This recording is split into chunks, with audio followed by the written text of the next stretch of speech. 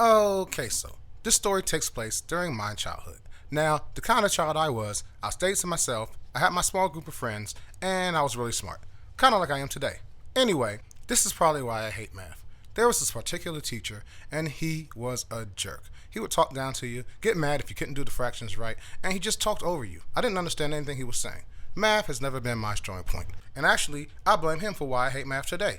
Anyway, after school, every now and then, I would get to go to a martial arts class. Now, in this class, I'm learning how to do things like sweep, punch, and block. And I bet you're wondering, why are you telling me this? Well, just put a pin in that, and we'll get to it later. Anyway, back to the math class. Now, this one day, I come in and I'm ready. I'm not feeling like this. I don't even feel like being here. And he has one thing to say to me before I go off. Well, when I get into class, it's not him.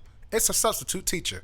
And you know how we love those substitute teachers. Today is about to be a breeze. Me and my boys, we draw on the regular and we do comics. So today we're going to do a comic because she's not going to discipline us and she probably doesn't even know what she's teaching. Now this substitute teacher, I've never seen her before in my life.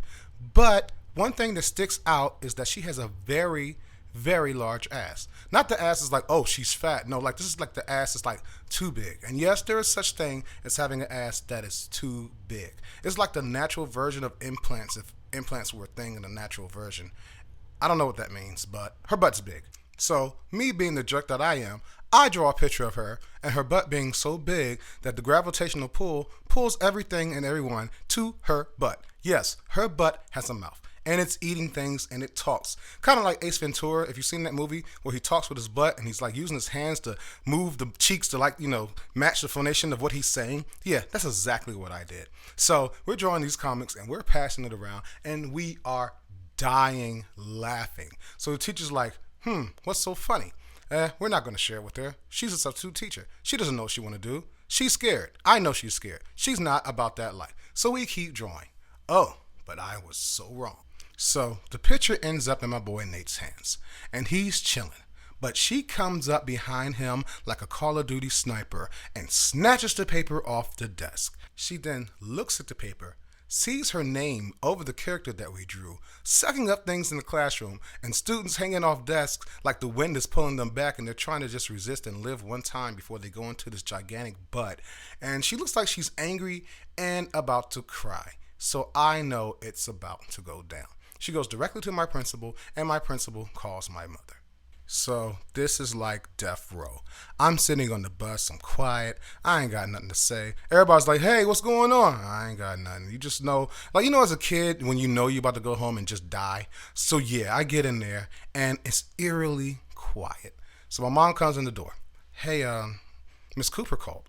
I'm like, yeah, you want to explain why you were drawing these vulgar pictures of students getting sucked up in a teacher's butt? Now, at this point, as a kid, you don't know the rules. You're trying to bring everybody down with you. Well, no, it wasn't me. It was so and so and so and so, and I just passed it back. My mom knows me, and she knows I did that picture. But what I wasn't gonna do is bring my two boys down with me. I started blaming it on everybody in the class that I didn't like, because if my mom found out it was my two best friends, she probably wouldn't let me play with them anymore, saying that they're a bad influence, when it's probably the opposite.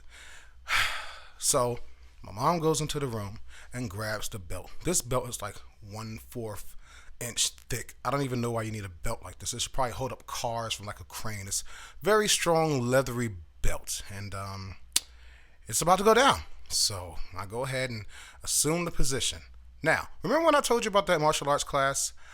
I decided to try out a move. So my mom hits me with the belt. It hurts, but at the second or third strike, I do this window washing Mr. Miyagi, do the sweep type thing while you're polishing the car, and I block her. But not only do I block her, I accidentally disarm her, and the belt is now in my hand. At this point, everything's in black and white and slow motion. I was going to die either way. So I give her back the belt and I'm like, I'm so sorry.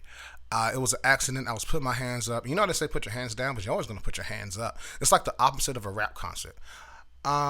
So she finished the whipping. I was sore and I went to school the next day. Let me remind you that this is the 1990s. There's no such thing as calling CPS on your parents because you got a spanking. I know I deserved that spanking, or whipping as you may call it. When I get to school, everybody's celebrating and rejoicing me because it was funny and a story to go down in history. Was the whipping worth it? Yes. Was taking the L for all your friends worth it? Yes. And on top of that, the girl I had a crush on suddenly started paying me attention. This is not a story to encourage or motivate you to seek attention, but let me just tell you, martial arts class and whippings don't mix. Hi, I'm Elijah LX Harvey, and tune in next time for an episode of OK So. And if you haven't seen the other ones, check them out. If you're on YouTube, please subscribe. If you're on IG, please follow. And if you're on Facebook, please like. Have a blessed day.